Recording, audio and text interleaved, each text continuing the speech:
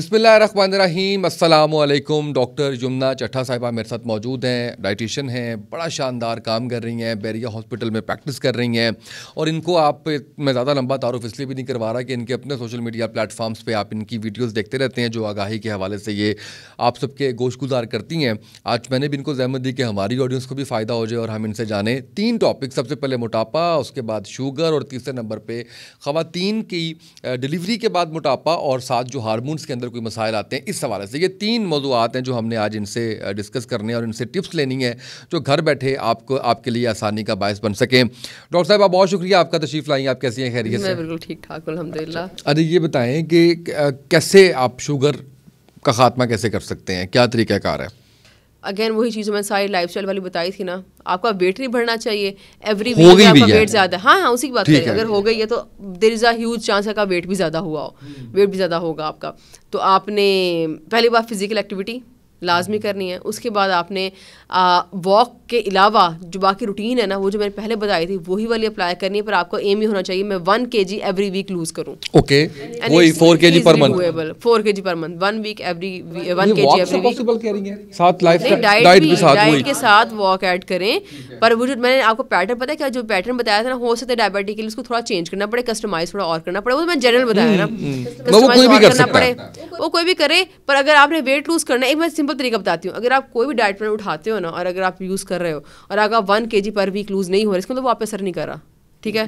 तो उसको छोड़ दें, फिर उसमें टाइम ज़ाया ना करें, क्योंकि ऐसे लोग फिर डीमोटिवेट होते हैं। मैंने किया भी फॉलो और मेरा लूज़ भी नहीं हुआ। ये जनरल रिकमेंडेशंस होती हैं कि अक्सर लोगों को इससे फ़ायदा हो जाता है, पर जिसको नहीं होता फिर वहाँ पे कस्टमाइजेशन की ज़रूरत होती है कि इस बंदे के हिसाब से मैंने क्या क्या चीज़ें चेंज करी। जैसे पेशेंट्स मेरे पास आते हैं तो कस्टमाइज प्लान ले रहे होते हैं ना, तो इस पेशेंट के हिसाब से मुझे क्या क्या कस्टमाइजेशंस करने, फिर मैं वो हिसाब से करती हूँ। बिल्कुल ठीक है। तो बस यही चीज़ होती है, कुछ भी नहीं है साइंस। वॉक करनी है, पेट का मोटापा कम करें, वेस्ट आपकी जो है ख़वातीन में 32 से ऊपर ना जाए, ठीक है? और मर्दों में जो है वो 35 36 हार्डली। 40s वाले मर्द तो नॉर्मल 40s में भाग रहे होते हैं आराम से, 39 38 40 पे चल रहे होते हैं। इसमें शुगर हो जानी है आपको, ये बड़ी इंपॉर्टेंट। आपकी वेस्ट 35 बिलो होनी चाहिए। 35 बिलो जो है वो ये इसका फार्मूला है। बिल्कुल, पेट का मोटापा ना हो, और आसान कर दे, पेट का मोटापा ना हो। ये अच्छा, ये ज़्यादा किससे होता है? ये चीनी ज़्यादा इस्तेमाल, मीठा ज़्यादा खाने से, इन चीज़ों से नहीं, ओवरऑल लाइफस्टाइल इशू और स्ट्रेस से भी हो रहा है। शुगर को बनाया हुआ है कि ये सिर्फ चीनी खाने से होती है, ओवरऑल लाइफस्टाइल के मसले से होती है। आपको सब कुछ बिगड़ा होता है, आप मतलब आवा बिगड़ा होता है ना, दिन स्ट्रेस लेवल भी इसमें कर रहा होता है, स्ट्रेस इंड्यूस्ड डायबिटीज भी खराब होती है। यस, होती है। हमने सिर्फ एक ही वो किया है कि जनाब मीठा कम खाएं तो नहीं, हमने बड़ा उसको चीनी से एसोसिएट किया। बड़े लोग आते हैं शुगर के पेशेंट जो कहते हैं पूरा दिन चीनी नहीं खाते। आप नहीं खाते होंगे पर मोटापा का क्या करें? वैसे चीनी को कम से कम करना चाहिए, कम करना चाहिए। रिकमेंडेड क्या है उसके लिए? गुड़, शक्कर या क्या? तीनों एक ही फॉर्म है। अच्छा ठीक है। गुड़ भी? गुड़ हाँ जी, गुड़, चीनी, शहद, शक्कर एक ही फॉर्म है। सब में सेम कैलोरीज हैं, सब में सेम कैलोरीज है। न्यूट्रिएंट्स का फ़र्क है, सिर्फ इनको भी कम लेना चाहिए, मतलब मिकदार इसकी कंट्रोल्ड अमाउंट ही होनी चाहिए। ज़्यादा इस्तेमाल नहीं करें इसको, क्योंकि देखिए पाकिस्तानियों की diet already full of carbohydrates है, भरे पड़े हैं। आपने एक्स्ट्रा क्यों ऐड करने हैं? मतलब ये छोड़ दें तो बेहतर है, बिल्कुल ही छोड़ दें, मुकम्मल। 1 चम्मच ले लें बस, ठीक है, पूरे दिन में। अच्छा, कहते हैं कि आपको नमक भी मोटा कर रहा होता है? नहीं, मोटा तो नहीं करता। ये मोटा नहीं करता नमक। आपने सुना है वैसे किसी से? आपके तो पेशेंट बताते होंगे ना आपको। वो कहते हैं वाटर रिटेंशन वर्ड यूज करते हैं कि नमक जो है वो बस गूगल पे आधी बात पड़ी हुई है ना, ये वो वाली बात है। मुझे किसी जिम के इंस्ट्रक्टर ने कहा था कि जी नमक छोड़ दें आप अपने उसमें, हर चीज में से नमक मुकम्मल छोड़ दें, इससे आपका जो है ना वो रिकमेंडेड है। अगर चाय का चम्मच रिकमेंडेड है, पूरे दिन में 1 चाय का चम्मच नमक हो सकता है, आपको कोई मसला ही नहीं है। तो जिम अगेन वही बात, अब आप ही की बात से मैं आपको एक इशू बताऊंगी सारी इस बात में कि आप जिम इंस्ट्रक्टर से जिम की बात पूछ रहे हैं, आप डाइट की बात क्यों पूछ रहे हैं उससे? तो ये हमारा बड़ा मसला है। ये तो पुरानी बात बता रहा हूँ, जब डाइटिशियन का कंसेप्ट ही नहीं हुआ करता 10 साल पहले। तो आपको पता, आपको 10 साल पुरानी, आपको याद होगा शुरू में आपको याद होगा कि जब आप 10 साल पहले आपने शुरू किया होगा, उस वक्त तो लोगों को यकीन भी नहीं आता होगा। ये तो अब माशाल्लाह अच्छा हुआ है कि लोग फिजियोथेरेपिस्ट को मानना शुरू हुए हैं, डाइटिशियन को मानना शुरू हुए हैं, न्यूट्रिशनिस्ट को मानना शुरू हुए हैं। ये सारी फील्ड अभी इमर्ज हो रही हैं। अदरवाइज तो अब कोई बंदा कहे ना कि मैं डाइट ले रहा हूँ जिम ट्रेनर की, तो फिर तो वो जाती है, वो अपने साथ जाती कर रहा है। तो देखें, आप जरा सा खोलो, अब ये पॉडकास्ट भी चली जाएगी ना, ऑनलाइन आज चली जाएगी, और ये ऐसी बहुत सारी पॉडकास्ट मैंने और लोगों के साथ भी किए, मेरा अपना चैनल है, मैं बोल रही हूँ, 100 लोग और बोल रहे हैं, आपके पास बड़े मीडियम्स है चीज़ समझने के। तो अभी भी अगर आप जाके जिम इंस्ट्रक्टर से ले रहे हो, उसने कौन सी बायोलॉजी पढ़ी, उसको क्या पता है इन बातों का, तो ये भी इंपॉर्टेंट चीज़ है कि उसके पास जाए। अब जैसे मेरा जिम वाली बात बताना नहीं बनता, मैं मोटी मोटी ये बात बता सकती हूँ कि मसल बनाने के लिए मेरी किताब कहती है जाओ जिम चल जाओ, वेट ट्रेनिंग करो। बिल्कुल ठीक है। इससे ऊपर मुझे नहीं पता, ना मुझे पूछो, ना मुझे बताना चाहिए, ये अनएथिकल है। अगर मुझे गायने की चीज़ों का पता है, जैसे हार्मोनल इंबैलेंस होता है, मुझे दवाइयों का पता है, डायबिटिक डेली पेशेंट देख रहे थे, दवाइयों का पता है, बताना नहीं बनता, ठीक है। दवाई ऊपर नीचे करने के लिए डॉक्टर के पास जाओ, छोटी मोटी भी ऊपर नीचे 500 से 250 मिलीग्राम भी करवानी है ना, और मुझे अगर फील आ रहा है कि यार इसकी अब कम होनी चाहिए, तो मैं इसे कहूँगी मेरा ख्याल है दवाई की एडजस्टमेंट कराएं, डॉक्टर के पास, खुद नहीं करा रही मैं, अनएथिकल है, गलत बात है, क्यों कर रही है। बिल्कुल सही है। अच्छा ये बताइए कि हमारे पूरे लाइफस्टाइल में सबसे खतरनाक चीज़ क्या है जो हमें फ़ौरन छोड़ देनी चाहिए? लेटे रहना, हर वक्त बैठे रहना, लेटे रहना, हिलना मत, चलना ना। क्योंकि मैं खाना खाने से मना नहीं करती, उसमें इत्तेदाल ले आएँ और कुछ चलना फिरना शुरू करें। मैं लोगों से मैंने कहना शुरू किया कि ना आप ना वो स्टेप काउंटिंग वाली चाइना की वॉचेस नहीं आती हैं, जो एप्पल वॉच होती है, वो आप ज़रा यूज़ करना शुरू करें, लगाना शुरू करें। 3-4 हज़ार की इन्वेस्टमेंट है, पर आपकी गलती आपको बता देगी, क्योंकि लोग ना कभी कभार मान ही नहीं रहे होते, कहते हैं चल रहे हैं भाई, हम अब समझ आ रही होती है, क्योंकि ऑब्वियसली प्रैक्टिकल एक्सपीरियंस से पता होता है डाइट में अगर ये फॉलो कर रहे हैं सही ना, तो अब चलने फिरने में दिक्कत है, मसला है। मैंने लिटरली लोगों से कहा चलने फिरने का, और मुझे मैसेज आ रहे हैं जी मैंने आज बहुत स्टेप्स चली हूँ ना, कितने 4,000 कुछ भी नहीं होते। जब लूज़ करना हो आपको 10,000 अबव जाना पड़ता है। तो और जो बिल्कुल मैंने जिनसे कभी कहा ना कि अच्छा जिनका फर्स्ट डे है आज लगाएं और मुझे बताएं आज के बगैर कुछ किए स्टेप्स कितने, जो आपका नॉर्मल एक्टिविटी थी, जैसे कि मेरा पेशेंट है आज ही मुझे मिला और मैंने उसे कहा कि कल आपने ना वॉक शॉक नहीं करनी, आप वॉक तो मैंने आपको करने का कहा है ना, अब तो आपने ऐड किया वो।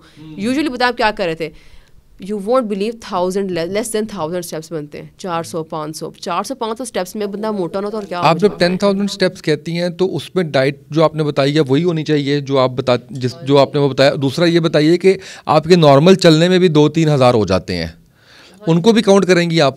हाँ, पूरे दिन की बात कर रहे हैं, पूरे दिन के 10,000 अबव होने चाहिए, नहीं 10,000 अबव होने चाहिए। खाली अगर वॉक पे जाओ ना तो वो बनते हैं कोई 7,000 के करीब एवरेज बनते हैं। अगर आप खाली वो 30 मिनट की वॉक करें ना तो 7,000 करीब एवरेज बनते हैं, बाकी 4,000 बाकी दिन के होते हैं।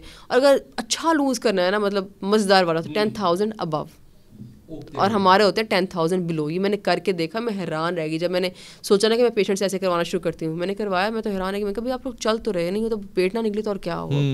तो ये तो इसलिए। अच्छा ये बताइएगा कि डाइट का डायरेक्ट जो ताल्लुक है वो स्टमक के साथ है, और आपकी जो मोस्टली बीमारियां हैं वो वहीं से आपकी वो चल रही होती हैं, ठीक है। अब मैं जो जानना ये चाह रहा हूँ, जो शायद इस पर शायद कम बात हुई, आपने माइट भी की हो, मैं देख नहीं सका, कि आपकी सुस्ती, आपकी काहली, आपकी झुर्रियाँ, आपके चेहरे के ऊपर कील दाने, मुरझाया हुआ, आपके जो ये हैं मसल्स हैं वो उसमें वीकनेस फील होना, ये सारा कुछ हमारे इसीलिए है कि हमारी डाइट हैबिट्स ठीक नहीं है, हमारा स्टमक ठीक नहीं है।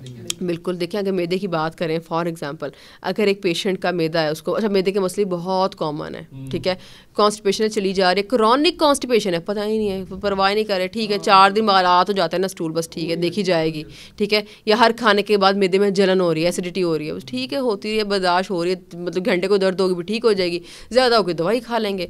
उसके बाद तीसरा मसला क्या हो रहा होता है, हर खाने के बाद अगर आपको लूज़ मोशन सा स्टूल सा आ रहा है, ये मेडिकल प्रॉब्लम्स हैं, इनको जाएं और मैदे के डॉक्टर से, गैस्ट्रोएंट्रोलॉजिस्ट से चेक कराएं, ओपीडी में जाकर नॉर्मल चेक ना करें, अगर 500 की पर्ची पे, 500 की पर्ची वाला मसला नहीं है ये कंसल्टेंट का मसला है।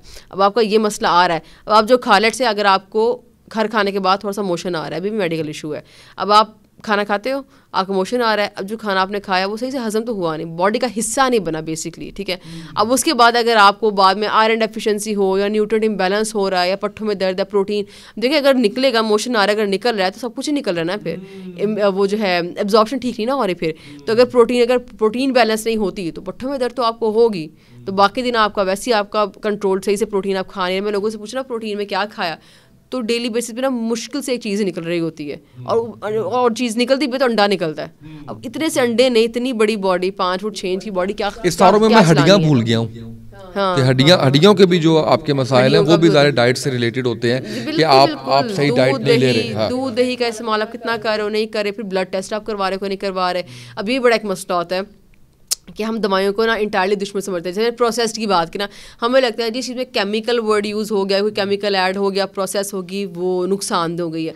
हर चीज़ नुकसानदेह नहीं है, ये बहुत इंपॉर्टेंट होती हैं। अगर आपका विटामिन डी मिसाल के तौर पे कम हो गया, आप विटामिन डी खुराक से नहीं सही कर सकते। आप विटामिन डी डेफिशिएंट हो, और ये टीनेज वाली ग्रुप की बच्चियाँ होती हैं जिनको अमूमन थकावट की कंप्लेन ही बहुत कर रही होती है, मदर पेरेंट्स इस चीज़ को ये कहकर उसको इग्नोर कर रहे होते हैं कि पूरे दिन थकी हारी आई है ना अकेडमी से, कॉलेज से, स्कूल से, इसलिए थकी हुई है, इसे डल है और गिरी हुई है बेड पे, या दर्दों का कंप्लेन कर रही है। भाई बच्चों का विटामिन डी होता है 5, 6, 7, ये बड़ा कम है। मतलब इस टाइम पे समझे हड्डियाँ चॉपस्टिक्स बनी हुई हैं। और उसके बाद बच्चे, कल नहीं बल्कि मुझे एक पेशेंट आई, वो कहती है मेरे बच्चे ने वो जो है वो पॉज कर दिया, बीच में टीनेज बच्ची थी उनकी, उन्होंने पॉज कर दी बीच में डाइटिंग, वो वॉक वगैरह नहीं कर रही। क्यों, क्या हुआ? तो कहती गिरी थी और थोड़ा हल्का सा गिरी थी, अपने हाथ में ही गिर गई और हड्डी टूट गई। तो विटामिन डी करा तो वो 5 निकला। तो अब इतने पे तो हड्डियाँ ही टूटनी है बच्चों की, क्योंकि इतना तो हम गिरा करते, बचपन में गिरते थे, कुछ भी नहीं होता था। बच्चों की डाइट से बैलेंस कोई नहीं है। अगर विटामिन डी आप टेस्ट कराएं बच्चों का, अगर पहले तो अव्वल टेस्ट करवा नहीं रहे होते, और अगर करवा रहे हैं तो कम है तो कहेंगे डाइट से पूरा हो जाएगा। प्लीज़ डाइट से पूरा नहीं होगा। बच्चों पे ये जो है उनके साथ ये ज़्यादती मत करें। विटामिन डी कम है या कोई भी न्यूट्रिएंट कम है, उसको अगर डेफिशिएंसी में आ गया ना, अब उसको गोली की ज़रूरत है, उसे गोली दें, गोली उसकी सेहत बचाएगी, वरना बाद में फिर बच्चों को फ्रैक्चर्स होना। बच्चे हमारे एनीमिक होते हैं। आयरन का टेस्ट HB, CBC और सीरम फेरेटिन करवाना इतना ज़रूरी है। बच्चों का फेरेटिन इतना लो होता है, आपको पता है अगर आयरन कमी हो, और आयरन की तो इंतहा, इसके मैं कहती हूँ अलग पॉडकास्ट बन जाए आयरन की डेफिशिएंसी पे। 2 साल के बच्चे, 3 साल के बच्चे आयरन डेफिशिएंट है, ब्रेन डेवलपमेंट हो रही है, ब्रेन क्या डेवलप करेगा? बच्चे का क्या पढ़ाई में दिल लगेगा, दिमाग क्या जान लगाएगा, बॉडी क्या जान लगाएगी, या क्या ही ग्रो करेगी? स्टैंडर्ड ग्रोथ ना हो हमारे आयरन डेफिशिएंट, प्रोटीन डेफिशिएंट बच्चों की, तो और क्या हो? स्टैंडर्ड ग्रोथ का मसला इतना ज़्यादा है कि आप हैरान रह जाए। सर्वेज आते हैं ना, उनमें इतना लिखा होता है 33%, हमारे आधी फीसद अवाम जो है बच्चे हैं, उनकी ग्रोथ ही सही नहीं हो रही अपनी एज के हिसाब से। क्यों नहीं हो रही? अगेन मसला खुराक के मसले। ब्लड टेस्ट बच्चों के इसलिए नहीं करवाते, हाय मेरा पुत्र रोएगा। पुत्र को रोने दें, मेरे पुत्र का ब्याज होना था, पॉडकास्ट में आ गई मैंने कल करवाना है उसको मैंने पूरा दिन लगा के ना मनाया था कि आज टेस्ट होना है। वही कह रहा था ये क्या बात होती है, टेस्ट क्यों होते हैं? लेके जाएँ भाई, 2 मिनट पकड़ के रखें, एक सुई डलेगी, 5 सीढ़ियाँ, वो काम है। पर वो जो न्यूट्रिएंट्स बाद में बच्चे को आप बाद में दोगे ना, या डाइट उसके उस हिसाब से बैलेंस करके, बच्चे के लिए बहुत ज़रूरी है। आप उस पर एहसान करें, बड़ा ज़रूरी है, उसे करें उसके साथ। अच्छा, आपने आयरन का भी बताया, हड्डियों का भी बताया, सारा बता दिया। मैंने वो कहा था कि आपकी स्किन बड़ी फ्रेश हो रही है, ग्लो कर रही है, उसके लिए भी तो कोई बताया ना चीज़ के। देखिए स्किन ग्लो करेगी, स्किन ग्लो तभी करेगी न्यूट्रिएंट्स बैलेंस है। स्किन ग्लो नहीं करेगी जब न्यूट्रिएंट्स बैलेंस नहीं है। एक बंदा लेट से आप बताए जो रिंकल्स हैं, एक तो एजिंग वाले रिंकल्स अपनी जगह होते हैं, एक होती है वो कब होने चाहिए, कब होते हैं, ऐसे कर लें नेचुरली। वो ना पता 25 साल की उम्र के बाद ना रिंकल्स थोड़े शुरू हो जाते हैं। 30 पे आपको मेजरली पहला रिंकल नजर आना शुरू होगा। मर्दों में अमूमन थोड़े से कम होता है, औरतों में ज़्यादा नजर आते हैं। उसके लिए फिर स्किन केयर बहुत इंपॉर्टेंट है। रेटिनॉल इस्तेमाल करें, रेटिनॉल सीरम बहुत इंपॉर्टेंट है, वो आपकी एजिंग बहुत स्लो कर देता है। तो प्री मेच्योर जो रिंकलिंग हुई होती है ना, उससे बड़ा बचा लेता है। पर उसके अलावा एक और चीज़ भी होती है, कुछ लोगों को, खैर जो लोग सुन रहे हैं उनको समझ आएगी जिनको ये मसला है, आपको ना स्किन वैसे ड्राई अंदर से फील हो रही होती है। कुछ ड्राइनेस के रिंकल्स भी होते हैं कि आप सिंपल पानी अच्छा पी लो ना तो आंखें, वो सबसे पहले आंखें नीचे नजर आने शुरू होते हैं। यहाँ पे लड़कियां मेकअप करती हैं उनको पहले नजर आते हैं, क्योंकि यहाँ पे अगर आई के नीचे रिंकल हो ना और अगर मेकअप करो तो वो क्रीज कर जाता है, वो अच्छा नहीं लगता, बड़ा अजीब सा लुक देता है वो। अब और वो ज़्यादा रिंकल को गहरा कर देता है। समटाइम्स वो रिंकल नहीं होता, वो डिहाइड्रेशन होती है। ठीक है, अब डिहाइड्रेशन क्या की चीज़ है, अब उससे क्या वो फ़ौरन आपको चेहरा सुकड़ा और अजीब सा ड्राई, आप मेकअप करो, मेकअप लड़कियों को मेकअप का बड़ा टेंशन होती है ना, मेकअप करो, मेकअप अच्छा नहीं लग रहा। मेकअप के लिए पहली चीज़ रिक्वायरमेंट है ना बॉडी की, चेहरे की, वो है हाइड्रेशन हो ना पूरी, ताकि एक वही बात है, अगर आप कितने भी आप अच्छे आर्टिस्ट हो, आपकी बेस ही अच्छी नहीं है, खुरदरी है, बात तो वहीं की वहीं है। अगर आपको कोई रिफाइंड पेंटिंग की तरफ जाना है तो जितनी अच्छा आप कैनवस खरीदोगे उतना अच्छा आपकी रिफाइंड पेंटिंग होगी। तो हमारे मेकअप के लिए हमारा चेहरा है वो कैनवस है। स्किन केयर पे ज़्यादा फोकस करें और मेकअप पे कम करें। वो एक टाइम था जब लोग मेकअप प्रोडक्ट्स महंगी महंगी, मैं भी उन लोगों में रह चुकी हूँ जो बड़ी बड़ी मंगवानी, बाहर से मंगवाने की, मेकअप पता नहीं अच्छा ले लिया 10 साल पहले तो स्किन फील्ड में आने से पहले 5 साल पहले स्किन केयर 5 साल से आई है ज़्यादा ना पाकिस्तान में। 5 साल पहले तक मैंने बड़े बड़े मुश्किल चीज़ें, महंगी चीज़ें मंगवाई हैं, पर फिर बाद में समझ आई, फिर जब उतनी देर में रुझान आया और स्किन केयर की एक नॉलेज मिलना शुरू हुई तो फिर समझ आई कि अच्छा नहीं भाई, आप स्किन केयर अगर करो, और स्किन केयर मेकअप से आधी अमाउंट में होती है। ये जो हम लगा रहे होते हैं ना मेकअप तो इतना महंगा होता है, स्किन केयर आधी अमाउंट में मिल जाएगी और आपके स्किन के लिए वो न्यूट्रिएंट है। जिस तरह हर चीज़ हम कहते हैं बालों का न्यूट्रिएंट, तेल फलाना, तेल लगाओ फलाना, ये करो, खुराक के न्यूट्रिएंट्स पूरे करो, डाइट एक अच्छी लो, एक अच्छा देन उसके अलावा कच्ची सब्जी, कच्चा सलाद, ये बहुत इंपॉर्टेंट है, ये आपके चेहरे को एक रंगत रौनक देगा। उसके अलावा चेहरा जो मुरझाया होता है, आयरन डेफिशिएंसी, आपके चेहरे पे सुर्खी और रौनक आनी ही नहीं है अगर आप आयरन डेफिशिएंट हो। एंड देन अगेन वही बात, हमारे तो छोटे 2 साल के बच्चे भी आयरन डेफिशिएंट हैं, क्योंकि मैं ओपीडी में उसके लिए क्या किन चीज़ों में ज़्यादा, पालक वगैरह? प्रोटीन नहीं, प्रोटीन एनिमल बेस्ड प्रोटीन लेते होते हैं और एनिमल बेस्ड लेते होते हैं। अब मसला ये होता है छोटे बच्चे एनिमल बेस्ड प्रोटीन खाते नहीं, उनको मटन बीफ कैसे खिलाएंगे, ठीक है, चिकन फिर भी खा लेते हैं। तो ऐसे में अगर कम हो जाए तो उसके लिए फिर सिरप का सहारा लेना पड़ता है, जो कि बुरी बात है। ये ऐसा केमिकल नहीं जो बच्चे के लिए हार्मफुल होगा, बिल्कुल वैसे जैसे हम मिल्क की बात करते हैं, कुछ भी नहीं है। हाँ, ये इतना ज़रूरी है बच्चे की मेंटल ग्रोथ। उसी वक्त ब्रेन बढ़ रहा होता है और ब्रेन नहीं अपनी कैपेसिटी से भर पाता अगर आपके बच्चे को आप आयरन डेफिशिएंट डाइट दे रहे हो या बच्चा आयरन डेफिशिएंसी है। अब मैं आपको एक सर्वे बताती हूँ। पाकिस्तान के 2 बड़े सूबे हैं, पंजाब और सिंध। इसमें जब सर्वे किया गया उसे पता चला कि 10 में से 9 बच्चों की डाइट में ना आयरन वाले फूड जा नहीं रहे। 10 में से 9 बच्चे, मतलब समझे सभी, किसी की आयरन मतलब अमीर का बच्चा पकड़ो, अब गरीब पकड़ो, किसी भी। हम क्योंकि अक्सर ना सोशो इकोनॉमिक स्टेटस को बड़ा करते हैं कि भाई हाँ गरीब है ना, हम तो मिडिल क्लास, हमारा इसलिए मसला है। भाई ये नॉलेज ही नहीं है, ये ऊपर भी नॉलेज नहीं है, नीचे भी नॉलेज नहीं, बीच में भी नॉलेज नहीं, नॉलेज की कमी है। आयरन डेफिशिएंसी इतना बड़ा मसला है ना कि इससे बाल भी आपके गिर रहे हैं मेंटली। क्योंकि अच्छा ये एक और इंटरेस्टिंग बात बताती हूँ, हेड टू टू आपकी बॉडी को ख़राब करती है। नाखून, स्किन, बाल, आप जो ऑर्गन उठाएं, जो बॉडी की चीज़ उठाएं, आपको सुबह उठ के वीकनेस हो रही है, एकदम एक जगह से उठ के दूसरी जगह जाएं। जैसे जो लोग सजदा करते उठते हैं तो आंखों के आगे अंधेरा आया होता है। कहने को आपको कुछ फ़र्क नहीं पड़ेगा इससे, पर ये अलामत है आयरन डेफिशिएंसी की। तो इन अपनी अलामात पे आउट ऑफ ऑर्डिनरी कोई भी चीज़ बॉडी के साथ होनी शुरू हो जाए, इसको अलामत समझ के चेक करवाएं कि कोई बीमारी तो नहीं हो रही, मुझे तो ये करवाना बहुत ज़रूरी है। अच्छा ये बताएं आखिरी टॉपिक की तरफ, हार्मोन्स जो आपके डिस्टर्ब होते हैं ख़वातीन के, क्या वजूहात होती हैं और कैसे उसको आपने ठीक करना है अपनी डाइट के ज़रिए, और डाइट का रोल कितना होता है इसमें? डाइट का रोल बहुत ज़्यादा होता है। देखिए पहली बात early detection is very important. से मैंने भी लास्ट बात की कि ब्लड टेस्ट करवाएं, और अगर आपको कोई आउट ऑफ ऑर्डिनरी कोई चीज़ होने लगी है, बॉडी के अंदर शुरू हुई है, तो उसको ये मत लें अच्छा देखेंगे, अच्छा मैं जाती हूँ अभी जाती हूँ हॉस्पिटल, या अच्छा बच्चों में ये बड़ा मसला होता है। माओं को मैं ज़रूर कहूँगी कि बच्चों से जो शर्मी वाला काम है थोड़ा ख़त्म करें। बच्चियाँ बहुत दफ़ा शर्म में और पता नहीं क्या हया करके बताती नहीं कि माओ मुझे कोई एक्सवाइज़ मसला हो रहा है। उस हया के चक्कर में ना मसला कभी कभार इतना लंबा बढ़ जाता है, क्योंकि आपको पता है अनट्रीटेड हार्मोनल इम्बैलेंस है, PCOS अगर हो जाए, अनट्रीटेड PCOS जो है कैंसर्स का बायस भी बनता है बच्चियों में। और ये सारी चीज़ें बहुत सारों को टीनेज वाले टाइम में स्टार्ट हुई होती हैं। बच्चों को खुद भी नॉलेज नहीं होती, तो वो 2 तरह के मसले आते हैं। या तो बच्चों को खुद नॉलेज नहीं है तो उनको पता नहीं मैंने बताना क्या अगले को, ना उनको खुद ही नॉलेज नहीं है कि चीज़ क्या है, क्यों इंपॉर्टेंट है। दूसरा मसला क्या आता है, बताए, बल्कि 3 मसले आते हैं। दूसरा मसला है बता दिए माँ को समझ नहीं आया मैं क्या करूँ, कि मैं किसको बताऊँ, कहाँ लेके जाऊँ, तो यही बड़ा इशू होता है। या माँ को या बच्ची को पता नहीं है, या बच्ची ने माँ को बताया माँ को पता नहीं है, और अगर माँ बच्ची दोनों को पता, अब समझ नहीं आ रही हम लेके कैसे जाएँ। गायनेकोलॉजिस्ट के पास लेके जाने को ना माएँ बहुत मायूस समझती कि हाल मैं किसी को पता चल गया मैं अपनी टीनेज बच्ची को ही गाने के पास ले गई हूँ, पता नहीं क्या बनाएंगे बात। इतना बड़ा आप बच्चे के साथ जुल्म कर रहे हो ना। दवाइयाँ, अब ये भी वो वाली दवाइयाँ हैं जो बच्ची के लिए बहुत ज़रूरी हैं। डाइट का भी रोल अपनी जगह यहाँ पे ना। अच्छा बीमारी जब कोई आ जाए तो वैसे नहीं होता कि भाई फलाने सिर्फ डाइट कर लो, सिर्फ वॉक कर लो। ये एक बड़ी ना मल्टीफैक्टोरियल अप्रोच बनती है। दवाई का अपना किरदार है, सप्लीमेंटेशन का अपना किरदार है, डाइट का अपना रोल है, स्ट्रेस फ्री एनवायरनमेंट का अपना रोल है, और वॉक का अपना रोल है। ये 5-6 चीज़ें मिल के ना हार्मोन, डायबिटीज़ भी आपको पता है हार्मोन का मसला ही है, इंसुलिन हार्मोन का मसला है ना ये। तो हार्मोन के मसले जो है ना, ये बॉडी में कोई भी चीज़ है वो मल्टीफैक्टोरियल अप्रोच है। अब ये नहीं कि मुझे ब्लड प्रेशर का मसला है तो मैं सिर्फ डेली लहसुन खा लूँगा नाश्ते में उठ के तो मेरा ब्लड प्रेशर ठीक हो जाएगा। अगेन वही वजन कम करना है, अपनी वेस्ट चेक करें, पेट का मोटापा होगा, लाइफस्टाइल का मसला होगा वगैरह वगैरह। तो हार्मोन के मसाइल में भी डॉक्टर की दवाई बहुत ज़रूरी है। प्लीज़ मदर्स करती हैं गायनेकोलॉजिस्ट के पास अगर मतलब खींच खूंच के चली भी जाए ना, दवाई नहीं, क्योंकि वहाँ पे दी जाती हैं कॉन्ट्रासेप्टिव पिल्स। अब इसका जो लफ्ज़ है ना, जो नाम है ना, ये नाम ज़रा मदर्स को बड़ा परेशान करता है, पर ये बड़ा ज़रूरी होता है क्योंकि इससे फिर एंडोमेट्रियल वही बात है, कैंसर जो होते हैं ना उनसे आप बहुत जल्दी बच्चियों को आप बचा सकते हो, क्योंकि अनट्रीटेड लोगों के 10-10 साल अनट्रीटेड चले होते हैं ये, ठीक है। सो इसीलिए अगर दवाई आपको डॉक्टर क्या वो लेनी है, फिर उसके बाद डाइट बहुत ज़रूरी है, क्योंकि ऐसे बच्चों को मोटापे का मसला इतनी तेज़ी से बच्चों का वजन बढ़ता है कि अनबिलीवेबल। मतलब 1 महीने में 4-5 अलामात अगर आप बता सकें कि जिसके ऊपर फ़ौरन डॉक्टर से के पास जाना चाहिए, जैसे आपने कहा कि मोटापा एकदम बहुत मोटापा, पहली बात वेस्ट, बच्ची का वजन बैठे बैठे बढ़ना शुरू हो जाए, वेस्ट ज़्यादा, पेट का मोटापा निकलना माँ को नजर आना शुरू हो जाए। उसके अलावा जो मैंने गर्दन पे धारियाँ ये वाली चीज़ें बताई थी, मस्से निकलना शुरू हो जाए, गर्दन पे काली धारियाँ निकलना शुरू हो जाए, ये वाला मसला। उसके अलावा जो है आपका मेंस्ट्रुअल साइकिल जो है वो ख़राब होना शुरू हो जाए। अरे भी ख़राब कैसे होना शुरू होता है, एक ही दिन में गायब नहीं हो जाता।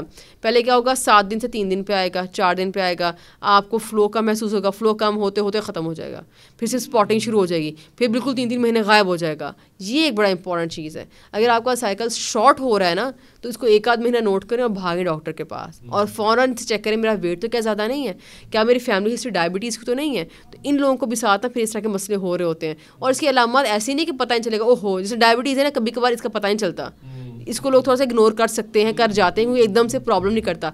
ये जो हार्मोनल मसाले PCOS हो गया, पॉलीसिस्टिक ओवरीज का मसला हो गया, या हाइपोथायराइडिज्म का मसला हो गया, ये इनके अलामात हैं, ये बताते हैं आपको, ये फ़ौरन से पता चलता है। ये ऐसे नहीं कि ओ हो एकदम पता चला, मुझे तो पता नहीं चला, ये तो पता नहीं कब से हुआ है मुझे।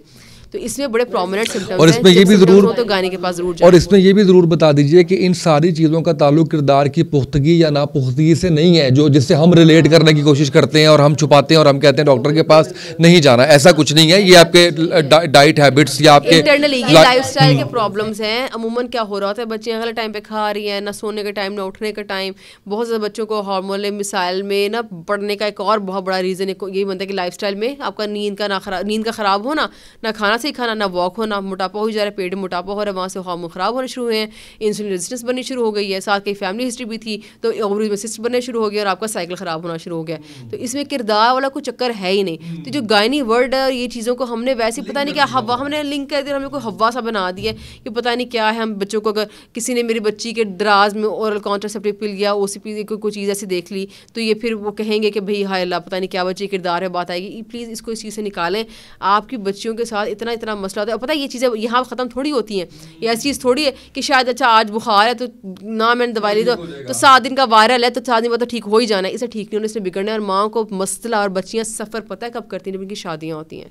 तब बहुत से बच्चों को, अच्छा ये भी हुआ है, बहुत से बच्चों की शादियों के बाद समझ आए कि मुझे तो ये मसला है। फिर वो बता रही होती है कि हाँ मुझे पहले भी था, पहले होता था, 2 महीने बाद आ गया, हो गया साइकिल, मेंस्ट्रुअल साइकिल मेरा रेगुलेट हो गया, फिर 2 महीने ना हुआ तो 2 महीने बाद होता रहा, मैंने इग्नोर किया। अब तो वो तो कह रहे हैं आपको तो बहुत बड़े सिस्ट बने हुए हैं बॉडी के अंदर, यूट्रस के अंदर। अब वहाँ पे मसला ये होता है कि अब आपने क्या करना है, अब आपने तो अगेन वजन भी कम करना है। अब वहाँ आप हस्बैंड को या मेके को, वो ससुराल को कैसे बताओ, वो एक अलग प्रॉब्लम बनती है। अच्छा मैंने जैसे बिगड़े हुए लड़के को देख के कहा जाता है ना इसकी शादी कर दो, ख़वातीन के इस तरह के मसाइल के ऊपर भी मैंने सुना है इसकी शादी कर दो ये ठीक हो जाएगी, ऐसा कुछ लिंक होता है? ऐसे नहीं होता। लेकिन आपने सुना ये सोसाइटी में ये आम फहम सी बात है, सुना हुआ है? नहीं बिल्कुल मैंने सुना हुआ है। ये चीज़ ऐसी है कि अगर हार्मोन के मसाइल किसी तरह के बच्ची को हो रहे हैं तो उसकी शादी करो तो ठीक हो जाएगी, ऐसे नहीं होता। पहले प्लीज़ प्लीज़ प्लीज़ बच्चों को आप जो मेंटल टॉर्मेंट से वो गुजरेगी ना शादी के बाद कि हाय अल्लाह मैं शौहर कैसे बताऊँ, मैं ससुराल में कैसे बताऊँ, पता नहीं मेरे ऊपर क्या बातें बनाएंगे, वो क्या कहेंगे, बीमार बच्ची है, बीमार पता नहीं क्यों, वो पता नहीं कहते हैं बीमार बच्ची दे दी हमें, शादी कर दी, धोखे में शादी कर दी। ये वाली चीज़ें बहुत प्रॉब्लमेटिक हो जाती हैं शादी के बाद। तो पेरेंट्स या मदर से बहुत दरख्वास्त है मेरी कि शादी से पहले भी हर किसी को पता होता है कि मसला है तो ये पहले ठीक कराएं। मैक्सिमम केसेस में पहले पता होता है तो पहले ठीक करा के बच्ची की शादी करें, चाहे शादी आपको डिले करनी पड़े, जो करना पड़े, इतना बच्चे का साइकिल रेगुलेट होगा तो वो जो उसने मेंटल टॉर्मेंट से बाद में गुजरे ना, आप उससे बच्चे को बचा सकते हैं। बहुत बिल्कुल सही। आखिर में बिल्कुल मुझे आपने बताना है कि वो ख़वातीन जो डिलीवरी के बाद अपना वेट कम करना चाहें, पेट बढ़ गया और ख़ासकर जब C-सेक्शन होता है तो उनके लिए क्या रहनुमाई है आपकी तरफ से? देखिए C-सेक्शन हुआ है, नॉर्मल डिलीवरी हुई है, इट्स वेरी इंपॉर्टेंट कि आपने ना टोटकों पे अमल नहीं करना जो आपको आसपास लोग आके अच्छा। स्पेशली जिनका पहला बच्चा होता है ना, बहुत टोटके आ रहे होते हैं लेफ्ट एंड राइट से। आपको मैसेज में भी आ रहे हैं, व्हाट्सएप में भी आ रहे होंगे, आपको जो अब मिलने भी लोग आते हैं, पहले बच्चे पे मिलने भी लोग टोटके कौन से आते हैं। ये देसी घी डाल के पंजीरी तो हर घर में बनती है। पंजीरी देखिए इटसेल्फ पंजीरी में प्रॉब्लम नहीं है। अब मसला क्या है कि आप देसी घी वाला दूध ही पी रहे हो सुबह दोपहर शाम, चाय में भी, देसी घी में लुगड़ी हुई, भी। हाँ हर चीज़ में। उसके बाद आप देसी घी में डूबी पंजीरियाँ भी खाए, पंजीरियाँ प्रॉब्लम नहीं, उसमें तो हेल्दी नट्स है, मज़ेदार चीज़ है, 1 चम्मच खाओ तो कोई मसला नहीं। पर 1 चम्मच वो भी खाना है हमें 3 दफ़ा हमें देसी घी भी खाना है, फिर हम मटन बीफ पे वो दबा के हाथ हमने मतलब उस पर रखा होता है।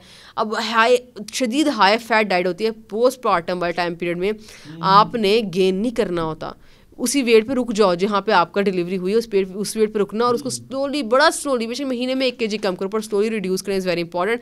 हमारी ख़वातीन वेरी इंटरेस्टिंगली, इतनी मुझे हैरत और हंसी भी आती है कि हम गेन कर लेते हैं उल्टा। मतलब उस टाइम पे जहाँ पे पूरी दुनिया में लूज़ करने का इतना कहा जाता है कि भाई लूज़ कर लो जल्दी, मतलब बेशक स्लोली करो, और बल्कि मैं कहती हूँ स्लोली करो, आराम से करो, कोई सर पे सवार करने की ज़रूरत नहीं। आप एक बहुत बड़े फिजियोलॉजिकल, साइकोलॉजिकल, हर तरह का साइकोलॉजिकल बड़ा होता है। पोस्टमार्टम डिप्रेशन एक बहुत कॉमन चीज़ है जिसका भी इसका भी ताल्लुक किसी क्लास से नहीं कि अपर क्लास को नहीं होगा, लोअर क्लास होगा, ये ऊपर तो थलो सब, मतलब ऊपर से नीचे हर किसी को होना है ये। सो उस इतने टेंशन से आप और एक प्रॉब्लमेटिक चीज़ों से गुजर रहे होते हो, हार्मोन्स की वजह से आप डिप्रेशन में होते हो, तो आराम से go easy on yourself. पर please keep a check on your weight, क्योंकि अगर आपका वेट ज़्यादा हो गया तो फिर अगर सी सेक्शन है तो भी आपके स्टिचेस में और उन चीज़ों में मसला आता है, आपके चलना उठना बैठना और महाल हो जाएगा। और उसके बाद जब आप इन चीज़ों सारों से बाहर आओगे, 6 महीने तकरीबन 6 महीने 8 महीने आपको लगते हैं, जब आप थोड़ा सा नॉर्मल बॉडी होनी शुरू हो जाती है, उतने में फिर लड़कियां बहुत परेशान होती हैं कि जो है हमारा वेट ज़्यादा हो गया, हम क्या करें। और फिर ऊपर से मर्द हजरात से मेरी बहुत ज़्यादा दरख्वास्त है, ये प्लीज़ कहना वाइफ को छोड़ दें कि अच्छा वेट कम कब करोगी। बहुत सी ख़वातीन इतनी परेशानी मेरे पास आती हैं कि हस्बैंड कहते हैं कि तुम्हारा वजन ज़्यादा होगा, तुम्हें देखने मैंने सुने लफ्ज़, मैं हैरान हूँ कोई इंसान अपने लाइफ पार्टनर से, शरीक हयात से कैसे कह सकते हैं कि तुम्हारी तरफ देखने का दिल नहीं करता क्योंकि तुम्हारा वजन ज़्यादा है। उसने आके बच्चे को जन्म दिया है। आपको मैं बताने बैठूँ ना कि औरत की बॉडी मेरा ख्याल है वो किस चीज़ से गुजरती है। मेरा ख्याल है कि वो शायद कोई बीमार मर्द था जिसने ये बात की है। आप शायद ये नहीं कह सकते, लेकिन मैं ये कह सकता हूँ, बड़ा ओपनली कह सकता हूँ कि वो एक बीमार मर्द था जिसने ये कहा है। अमूमी तौर पे एक सेहतमंद ज़हन का मर्द कभी ये बात नहीं कर सकता। बहुत सी ख़वातीन वज़न कम करने जब आती है ना, वो ऐसी चीज़ें बताती हैं और यकीन करें, और इसमें भी क्लास का ताल्लुक नहीं है। अनफॉर्चुनेटली इतनी तकलीफ होती है सुन के कि इसमें क्लास का ताल्लुक नहीं। आप ये नहीं कह सकते कि अनपढ़ ने कह दिया, ये पढ़े लिखने भी कह दिया कि जाओ वजन कम करो, तुम्हारी तरफ ये जुमला मैंने खुद ही जुमला बनाया, अंदाज़ा करें, मैं हैरान हूँ। ये जुमला है, तुम्हारी तरफ देखने का दिल नहीं करता, वज़न तो पहले कम करो। तो अभी कोई बात है कहने वाली किसी औरत को, क्योंकि पोस्टमार्टम का टाइम पीरियड इतना मुश्किल होता है। 1 साल तक तो खुद ही ज़िंदगी समझ आती है मैं हूँ कहाँ पे। ठीक है, इतना आसान नहीं है ये टाइम के बस डिलीवरी होगी, काम ख़त्म हुआ, गल मुकी। वो जो it's very difficult, her part बच्चे को फीड करवाना, अपना खाने का ख्याल रखना, सप्लीमेंट्स लेने ख़वातीन भूल रही होती हैं, उनका भूलना बनता है, भी समझ ही नहीं आ रही होती, ना दिन है ना रात है, मेरी समझ ही नहीं आ रही। और पोस्टमार्टम के अपने कुछ हेल्थ कुछ चीज़ें इश्यूज़ भी चल रहे होते हैं जो स्लोली बॉडी ठीक कर रही होती है उस टाइम पे। इसलिए मैं कह रही हूँ वजन लूज़ लाजमी करें, डेली अपना स्टेप काउंट 100 करके, पर इसको वो खब्त पे ना आए कि भाई मुझे करना ही करना है बस। अच्छा, हम उसको ज़िंदगी का मसला बना लें। ड्यूरिंग प्रेगनेंसी भी तो अपना वेट बढ़ा लेते हैं, वो हेल्दी होता है, वो ठीक है। उसमें भी हमने देखा कि जी खाए जाएं, बच्चे के लिए बड़ा ज़रूरी है जी। और उसमें भी आपने एकदम जैसे हमारे यहाँ क्या होता है, अगेन यहाँ फर्स्ट प्रेगनेंसी वाली ख़वातीन ज़्यादा मसला करती हैं, क्योंकि होता है कि बच्चा बिल्कुल कंसीव कर लिया, अब मतलब जितनी हेल्दी मैं होंगी उतना हेल्दी बच्चा होगा, और ये बात गलत है। ये हमें लगता है डायरेक्टली प्रोपोर्शनल है हमारे वेट से बच्चे का वेट। बहुत हेल्दी ख़वातीन होते हैं, बच्चे उतने ही 2 kg या 3 kg के निकलते हैं, 3 kg से ऊपर के नहीं निकलते। ठीक है, तो इसलिए आपने प्लीज़ कोशिश करनी है कि प्रेगनेंसी के बीच में अपने वेट पे मेंटेनेंस रखें। फर्स्ट ट्राइमेस्टर पहले 3 महीने आपको 1 पाउंड भी गेन नहीं करना होता, kg तो दूर की बात। ठीक है, और हमारी जो बच्चियाँ हैं सबसे पहले वो नई प्रेगनेंसी और हर तरह से प्रेशर में उस वक्त खा के, देखिए बच्चे का वजन है ही नहीं, कोई चक्कर ही नहीं है, उसी टाइम पे इतना ज़्यादा गेन कर चुकी होती हैं। तो वो टाइम पीरियड भी आपको ध्यान रखना है, स्लोली गेन करें। अगर आपको लग रहा है कि आपका वेट ज़रूर से ज़्यादा गेन हो रहा है या आपको डाइट बैलेंस करने की समझ नहीं आ रही, प्लीज़ कंसल्ट अ न्यूट्रिशनिस्ट, क्योंकि ये बड़ी वैसे आसान मैं आपको बताता हूँ। अगर आप प्रेगनेंसी में कंट्रोल कर लेते हैं ना वेट, तो पोस्टमार्टम लूज करने का चक्कर भी इतना नहीं होता, बॉडी खुद ही आराम से लूज कर लेती है, क्योंकि बॉडी ने आपने बढ़ाया, पहले बढ़ा लिया होता है ना आपने, पहले बहुत बढ़ गया होता है, अननेसेसरी वाला बढ़ गया होता है। और बढ़ता भी क्या है, वो चर्बी चढ़ी होती है सारी, और सिर्फ मिसकंसेप्शन पे कि बच्चा बड़ा सेहतमंद होगा, बच्चा सेहतमंद होगा। बच्चा बाद में निकलता है, वो बेचारा वो 2.5 kg का ही है, बहुत बंदा परेशान होता है। फिर सेकंड प्रेगनेंसी, ऐसी ख़वातीन फिर सेकंड प्रेगनेंसी में थोड़ी मोहताज समझ आती है, उनको समझ आ जाता है, फर्स्ट में बड़ी गड़बड़े होती है। बिल्कुल सही है। अच्छा, मुझे लगता है शायद इस पे आखिरी सवाल आपसे कि इस पे बड़ी बात हो चुकी है, लेकिन मैं फिर भी चाहूँगा इसको फ़र्ज समझते हुए कि बच्चे के लिए जो माँ का दूध है वो कितना इंपॉर्टेंट है, और माँ के लिए खुद ये कितना इंपॉर्टेंट है। अच्छा, माँ के लिए बच्चे को दूध पिलाना बहुत ज़रूरी चीज़ है। उससे आपके आधे मसले पोस्टमार्टम वाले होते हैं ना, बहुत कंट्रोल होने शुरू हो जाते हैं। माँ की अपनी बड़ी इंटरेस्टिंग बात है मेडिकली कि माँ की अपनी हीलिंग फास्ट हो जाती है अगर आप बच्चे को खुद दूध पिला रहे हैं। और बच्चे के लिए तो इतना ज़रूरी है कि अगर आपको एंड आखिर टाइम तक जब तक एक बूंद भी आ रही है चम्मच में डाल के पिलाते रहो, ये इतना ज़रूरी है। ऐसे बच्चे सबसे इम्पोर्टेंट चीज़ नहीं, उसके लिए तो टाइम है ना, इस्लाम में एक वक्त है ना उसके लिए तो। हाँ जी वो नहीं, उस वक्त के अंदर रहते ओके, ठीक है, बिल्कुल नहीं, मैं तो बिल्कुल शुरू के टाइम की बात कर रही हूँ। कुछ ख़वातीन जो कहती हैं ना आ नहीं रहा, कम मार के, तो एक कतरा आज पिला दो। अच्छा, नहीं, इसमें एक और बहुत बड़ा इशू ये आता है कि जिनके सी सेक्शन होते हैं उनके बच्चे ले जाते हैं नर्सरी में, वहाँ पे जाके कहते हैं जी मिल्क बॉटल लेके आए। बच्चे को आपने वो आसान उस पर कर दिया, क्योंकि उसके लिए वो पीना बड़ा आसान है मिल्क बॉटल में, और मदर फीड में उसको ये इसका क्या सोल्यूशन है? ये सबसे माएँ भी चाह रही होती हैं, बच्चे की भी ज़्यादा ज़रूरत होती है, लेकिन वो बच्चा उस तरफ आ ही नहीं रहा। नहीं, बच्चे ने अगर लैच करना छोड़ दिया है ना तो वो बड़ा मुश्किल काम है, वो आप फंस गए हो फिर वो आप फंस गए। अगर बच्चे को बॉटल से जोर नहीं लगता, माँ का दूध खुद पी रहे हैं, बच्चे का जोर लगता तो है। ये मैंने कहा ना, मैं गाइनिस को ये कहता हूँ कि प्लीज इसका कोई सोल्यूशन निकालें कि आप फौरन बच्चे को नर्सरी में लेके जाके आपने। अच्छा, अभी आप हॉस्पिटल का पूछ रहे थे ना, तो उस हॉस्पिटल की मैं एक अच्छी बात बताती हूँ। वहाँ पे इस चीज़ के असिस्टेंस के लिए ना उन्होंने एक स्टाफ रखा हुआ है जो कि माँ की बहुत मदद करता है। मैं किसी हॉस्पिटल जो है वो ना किसी की पेड अनपेड कैंपेन कर रहा हूँ, आप बैरिया हॉस्पिटल की बात कर रही है, खुल के बात करें, मुझे उसमें कोई इशू नहीं है। नहीं, क्योंकि अगर कुछ अच्छा काम कर रहा है तो हमें वो बताना चाहिए कि बैरिया हॉस्पिटल में अगर ये हो रहा है तो हमें उसका नाम लेना चाहिए कि वहाँ पे ये। तो वहाँ पे बहुत अच्छा स्टाफ है जिन्होंने बहुत हेल्प की थी मेरी, मतलब मेरे मास्टर 2 बच्चे हैं, तो दोनों टाइम बहुत अच्छी हेल्प की। अच्छा, एक और मैं एक मिसकंसेप्शन बताती हूँ आपको, जो फर्स्ट टाइम मैं ही परेशान हुई थी। हालांकि I am from the field, मैंने पढ़ा भी सारा, अच्छा पढ़ के गई, चाहिए क्या क्या मैंने मिस्टेक्स हो सकती है मैं ना करूँ।